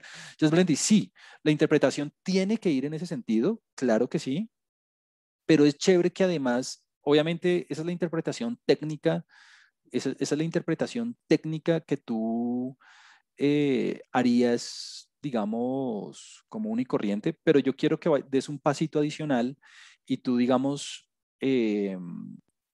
ajustes la interpretación a lo que veas por departamentos, ¿no? Entonces, digamos, en cuáles departamentos te están dando significativos, en cuáles no, de pronto alguna explicación o alguna hipótesis de por qué eso puede estar pasando. Es decir, no quiero que te limites únicamente a decirme, la tasa de cambio es esta en tales departamentos, la tasa de cambio es esta en tales departamentos, y en tales da significativos y en tales no. Quiero que des un pasito adicional y digas y veas si hay alguna concordancia o alguna relación o alguna razón por la cual las significancias o los valores te están dando como te están dando teniendo en cuenta la información de los departamentos, ¿no? Pues ¿por qué? Porque vas a tener los betas para cada departamento. Entonces, de pronto, o sea, mi punto es, haz la interpretación como la sabes hacer de regresión usualmente, sí, pero relaciónalo con el caso real, pues. O sea, como que mira qué departamentos te están dando, como te están dando y ver si puedes hipotetizar algo, una explicación adicional. Vivian aquí me dice en el chat que lo que sucede es que el beta 1 en el modelo no nos converge por ningún lado. Hemos intentado de varias formas y no. Analizando el problema teta tampoco converge y es como un problema circular, ya que si uno no destabiliza y otro igual, y la verdad lo hemos dado muchas vueltas y estamos un poco preocupados. Digamos, Vivian, aquí lo bueno de esto, Vivian, es que te diste cuenta que está pasando. O sea, claramente si tienes problemas en un parámetro, esto es algo circular porque es un Gibbs, ¿no? Es un muestreador de Gibbs. Y si un parámetro tiene problemas, digamos, porque no ha convergido de alguna manera, va a afectar lo que pasa en otro. Esa parte me gusta, pues. Entonces, a mí me ha pasado eso muchas veces, Vivian, en modelos un poco más elaborados, pero es algo natural que a uno le pase eso. Y es algo que a uno le pasa muy frecuentemente cuando uno está desarrollando software. Entonces, aquí te doy dos alternativas. La primera es, con seguridad tienes un bug, con seguridad tienes un errorcito en alguna parte, ya sea un signo, ya sea un inverso, ya sea un error que a mí me pasaba algo muy frecuentemente y era una tontada, era que ustedes en el RNorm de la normal, en el RNorm de la normal, uno tiene que poner la desviación estándar, no la varianza. Entonces, son cositas de ese estilo lo que te está pasando. Entonces, mi primera recomendación es seguir mirando los bugs. La otra es, y esto es algo que han hecho otros grupos, es contrastar con lo que te da JAX, si no te da pereza programar el modelo en JAX, que es un poquito más fácil, y ver qué sucede. la idea es que ustedes desarrollen el software. Entonces, el JAX es simplemente como la alternativa para comprobar, pero mi sugerencia es, y es parte del parcial, ¿no? Que ustedes hagan el código. Muy bien. Aquí Isabela dice que gracias, gracias. Juan Felipe, gran observación. Eso no pasa a nosotros también. Sí, a nosotros también, a nosotros también, a nosotros también. Igualmente a nosotros también. Creo que varios tienen el mismo lío. Entonces ya me hicieron ya me escucharon la recomendación.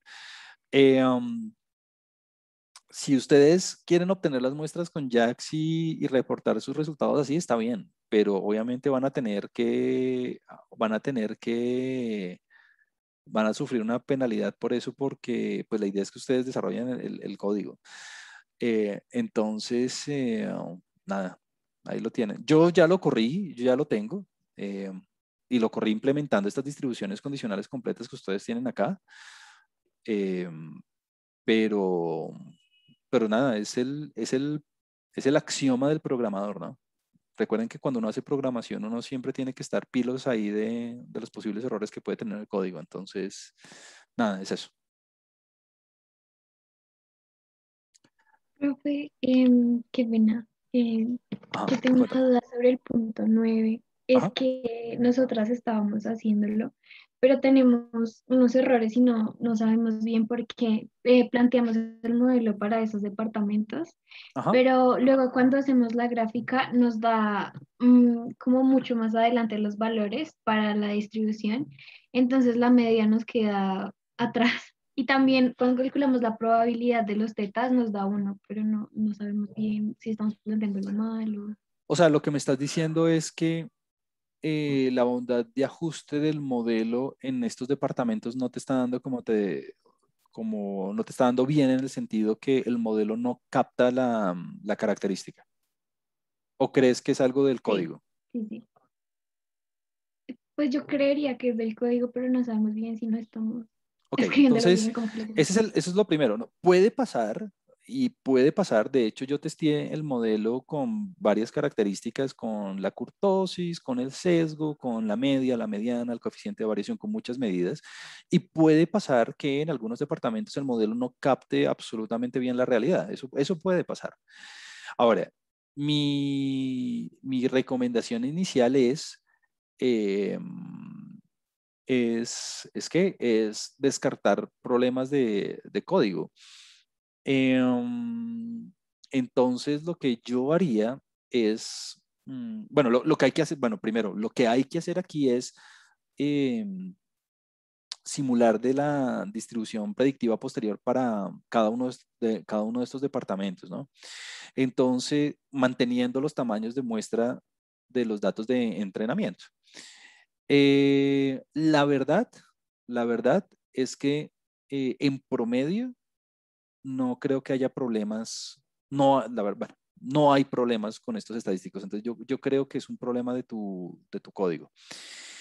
Y nada, lo que hay que hacer es con la cadena que ya tienes, con los betas que ya tienes, con los efectos aleatorios que ya tienes, simular los yes, o sea, hacer el R-norm de X y J transpuesto con el beta que ya tienes y con el teta que ya tienes y con el sigma cuadrado que ya tienes de ese departamento.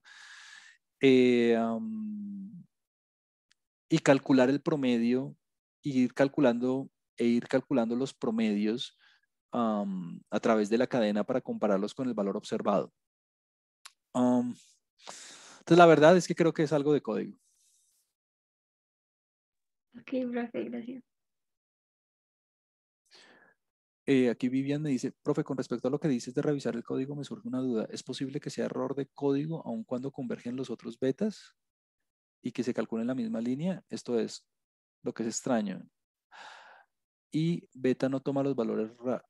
A ver, si entiendo bien es que, Vivian, si te entiendo bien es que el beta 2 y el beta 3 sí te están yendo bien, pero el beta 1 es el problema. Eso podría pasar, que si tienes un errorcito en el código, podría pasar que dos te converjan y uno no. O sea, el hecho de que haya dos que sí no quiere decir que todo esté bien y que nada,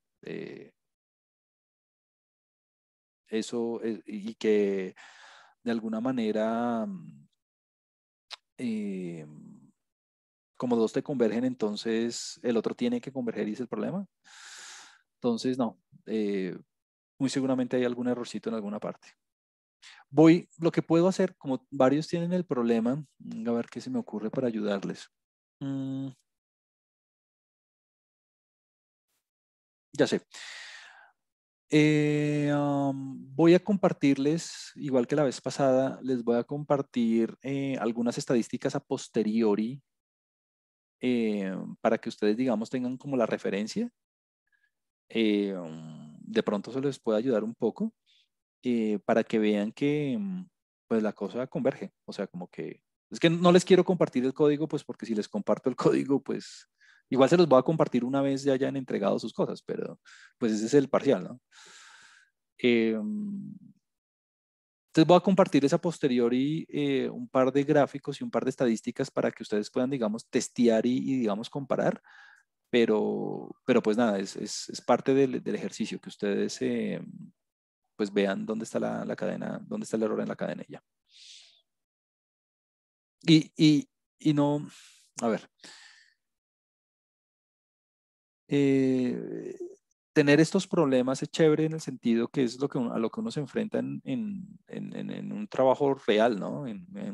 Ya sea en investigación, en consultoría, es tener estos problemas de códigos, más hoy en día donde uno casi que todo lo hace con código, ¿no? Entonces, es importante tener estos problemas y estas experiencias.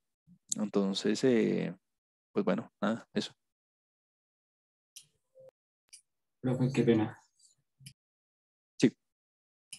Una preguntita con respecto al error cuadrático. ¿Podríamos volver al tablero, por favor? Claro.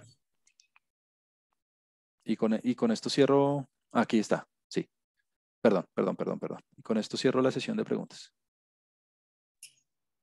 Qué pena, es que he confundido con eso de ir calculando el Y estimado pues por iteración, debido pues a que, o sea, nosotros teníamos entendido que lo que debíamos hacer era tomar pues los X de la base de datos de prueba, que son Ajá.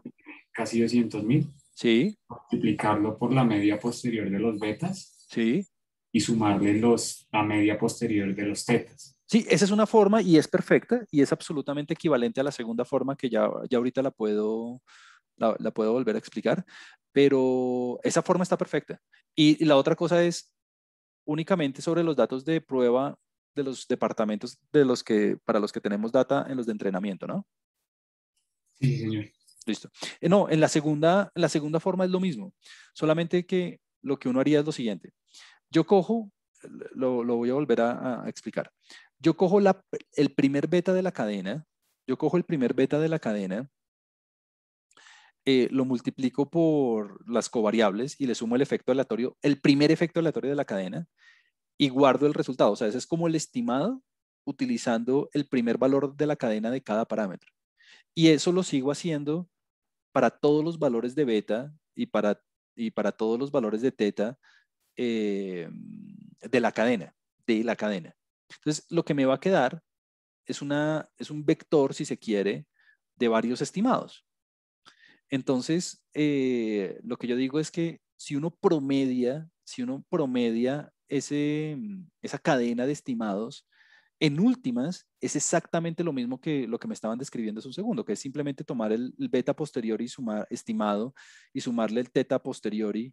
¿Por qué? Porque uno puede factorizar el vector de covariables, aquí me falta un J, y en últimas me va a quedar el vector de covariables por el promedio a posteriori de los betas. Entonces, es lo mismo hacer el estimado con el vector de covariables y los parámetros a posteriori que ir calculando los estimados a través de la cadena y luego sí promediar. Es exactamente lo mismo. Pero mi pregunta era si ese estimado se saca sobre los datos de entrenamiento, que son como 14.000 si no estoy mal, o se hace sobre los datos de prueba, que son 200.000. Se hace sobre los datos de prueba, ¿no? Sobre los datos de prueba. Es decir, estos ya estimados son con los datos de prueba. Con los datos de prueba. Vale, listo. Con los datos de... Claro, la idea es testear Profe, el modelo. La idea es testear el modelo, claro. profe, una pregunta, pero acá cuando hacemos el X beta, no estamos modelando, es la media, entonces ahí me quedé un poquito confundido porque el Y, entonces, ¿sí se saca así o se saca con el R norm? Lo que decíamos era que la idea que yo tuve originalmente es hacer el estimado, claro, estimar los Ys por medio de la media, claro, estamos modelando básicamente la media.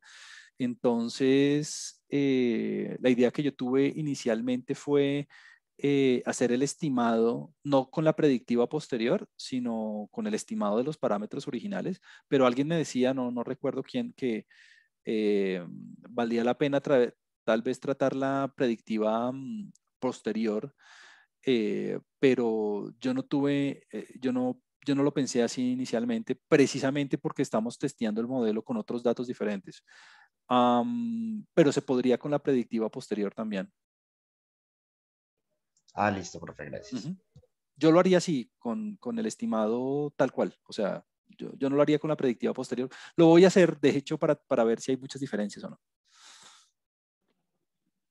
A Qué ver. pena, una cosita pequeñita, muy Sí, rápida. Es sí, que sí. tengo un conflicto cuando yo en el modelo 3 voy a hacer lo de las matrices XJ traspuesto por XJ Ajá.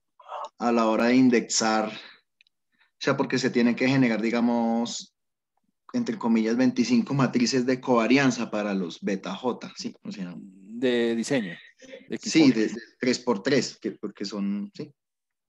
3 por... O sea, estamos hablando de esta matriz. A ver, la voy a escribir aquí en el tablero.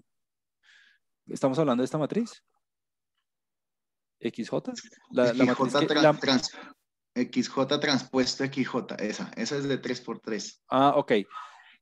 Sí, y es específica para cada departamento, correcto. Exacto, pero entonces digamos a la hora de indexar, o sea, cómo hacer el for, ahí es donde tenía como esa dificultad para almacenar, no sé si almacenarlas o hacerla, Lo que yo hago es... o meterlas después al RM norm, o sea, como el multivariado, ¿sí? Ok, ok. Bueno, yo aquí tengo un par de recomendaciones. La primera es, fíjate que esta matriz XJ transpuesto XJ, uno la puede calcular antes, es decir, yo puedo coger el primer departamento y coger, digamos, X1 transpuesto X1, ¿no? Ujú.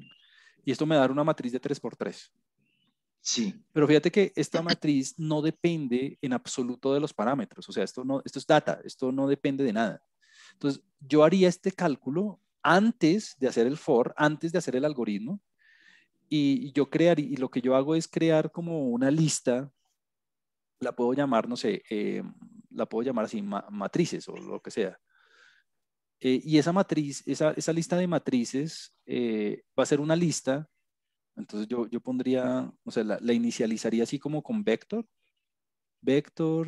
tipo lista y de tamaño M, que deben ser 25.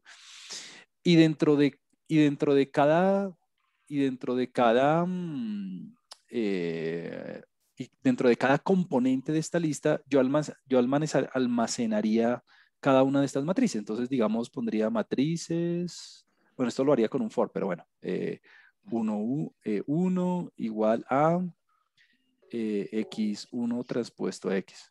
O sea, como que antes de hacer el MCMC, yo podría guardar todas estas matrices y no calcularlas dentro de las iteraciones porque estaría perdiendo mucho tiempo, ¿no? Porque imagínate ponerte a calcular esta matriz cada vez que esté corriendo el algoritmo, pues va a ser muy lenta la cosa.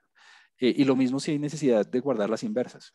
Entonces yo lo que hago es crear un objeto tipo lista por fuera del algoritmo y guardar todas las componentes, pero antes de hacer el MCMC. vale, Listo. gracias. Sí. Aquí creo que en el chat, bueno, ya con eso me despido, muchachos, me tengo que desconectar. Aquí creo que hay al final unos cuantos comentarios, los voy a ver. Sí, organizaron los datos, sí, estamos igual, sí. Bueno. Eh, Nada, me despido. Espero que tengan una buena tarde. Aquí Jonier me dice que si podemos hacer una sesión de dudas. Sí, yo voy a escribir un correo, Jonier, a ver si de pronto podemos ayudar a alguien más antes de entregar esto. Listo, no hay ningún lío. Nos vemos la próxima. Muchas gracias. Hasta luego.